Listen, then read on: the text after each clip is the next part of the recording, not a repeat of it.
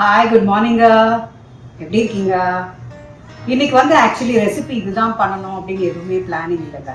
இன்னைக்கு எங்கள் வீட்டில் சிம்பிளாக ஒரு பருப்பு கடைஞ்சி ஒரு கத்திரிக்காய் இருக்கு இல்லையா, அந்த பெரிய கத்திரிக்காய், அதை ஒரு டிஃப்ரெண்ட்டாக ஒரு ஃபிஷ் மாதிரி ஃப்ரை பண்ணலாம் அப்படின்ற ஒரு ஐடியா தான். ஸோ அதுவும் உங்களுக்கு அதே பண்ணி காமிக்கலான்னு.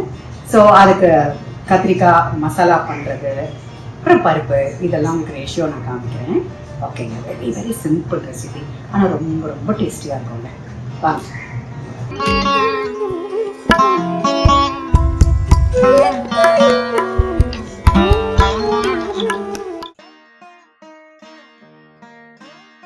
ஸோ நீங்கள் இந்த மாதிரி கட் பண்ணி வச்சுக்கோங்களேன். இந்த வஞ்சர மீனுக்கெல்லாம் சென்டரில் வரும்ல, இப்படி கட் பண்ணி வச்சுக்கோங்க. ஸோ நம்ம மசாலா போட்டுக்கலாம். ஓகே, இப்போ பாருங்கள், பருப்பு ஒரு கிளாஸ் போட்டிருக்கேன். ஸோ இதுக்கு பூண்டு கொஞ்சம், ஒரு 10 பூண்டு, ஒரு 4-5 பச்சை மிளகா, வெங்காயம், ஒரு வெங்காயம், ஒரு 2 தக்காளி, கொஞ்சம் மஞ்சள் பொடி போட்டுக்கலாம். போட்டுட்டு இது நம்ம பருப்பும் இந்த கத்திரிக்காய் ஃப்ரை பண்ணும்போது அவ்வளோ ஒரு சூப்பராக இருக்குங்க. கத்திரிக்காய் கொஞ்சம் மிளகாத்தூள் போட்டுக்கலாங்க, நார்மல் மிளகாத்தூள். அப்புறம் வெறும் மிளகாத்தூள் ஒரு ஸ்பூன் மாதிரி போட்டுக்கலாம்.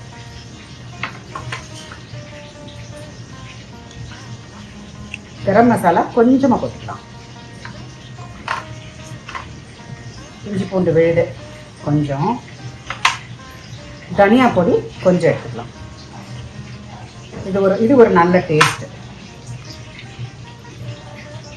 சால்ட் கொஞ்சம் போட்டுக்கலாம். லெமன் போட்டுக்கலாங்க. இதில் கொஞ்சம் போல பெப்பர் ஆட் பண்ணிக்கலாம். அப்புறம் வெள்ளை எள்ளு கொஞ்சம் ஆட் பண்ணிக்கலாம். ஒரு 2 ஸ்பூன் போல வெள்ளை எள்ளு. கொஞ்சம் தண்ணி விட்டுக்கலாம், பிகாஸ் இது ரொம்ப ட்ரையாக இருக்குது.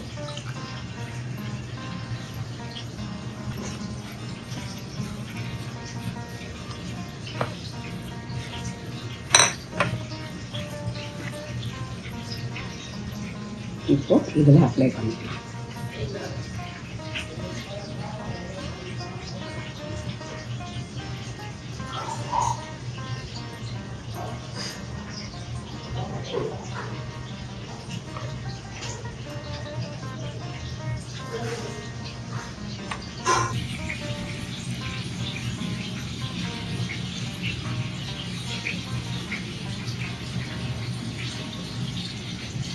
இது அப்படியே ஒரு 1/2 அன் ஹவர் மேரினேட் ஆகட்டுங்க. ஃபர்ஸ்ட் இந்த பருப்பை நம்ம அடுப்பில் வச்சுக்கலாங்க.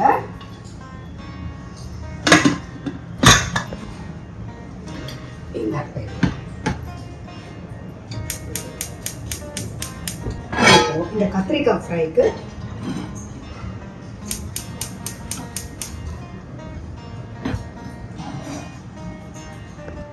இதுக்கு நம்ம L oil, virgin coconut oil தாங்க யூஸ் பண்ண போகிறோம் இந்த கத்திரிக்காய் ஃப்ரை பண்ணுறதுக்கு. ஸோ இருக்கும்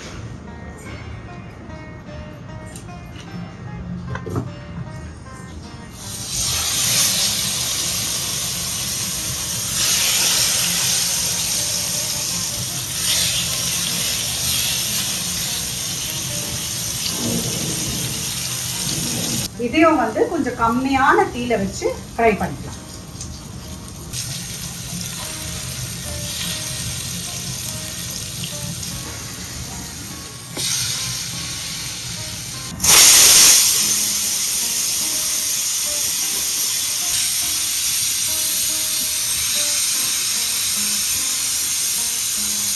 இது ரெடி ஆயிடுச்சு. இது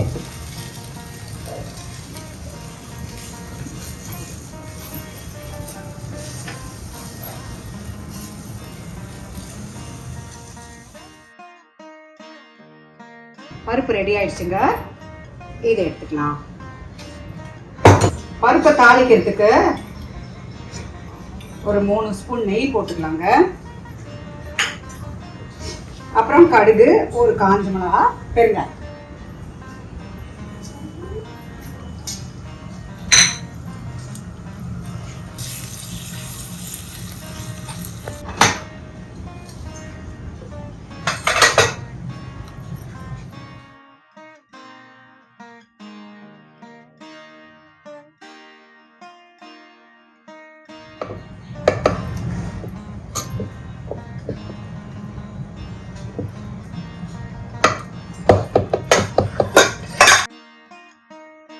நம்ம தாளிப்பை இதில் சேர்த்துக்கலாம்.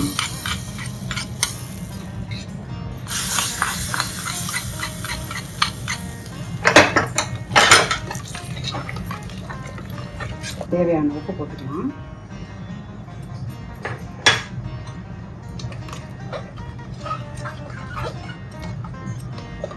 லாஸ்ட்டாக கொஞ்சம் கொத்தமல்லி தூவிக்கலாங்க.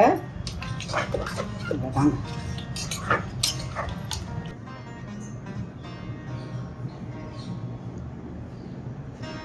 இப்போ நமக்கு சூப்பரான ஒரு சிம்பிள் ஃபுட் ரெடி ஆயிடுச்சுங்க.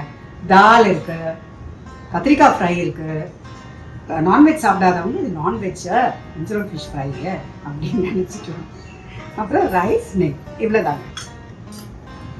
ஒரு நாளைக்கு நமக்கு சிம்பிளாக சாப்பிடணும்னு தோணும்ல, சரி நம்ம அப்போ இந்த மாதிரி சிம்பிளாக பண்ணிக்கலாம். தால் போட்டுக்கலாம்.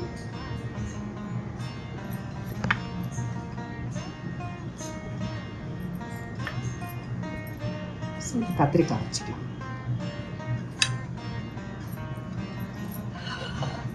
கொஞ்சம் நெய் போட்டுக்கலாங்க.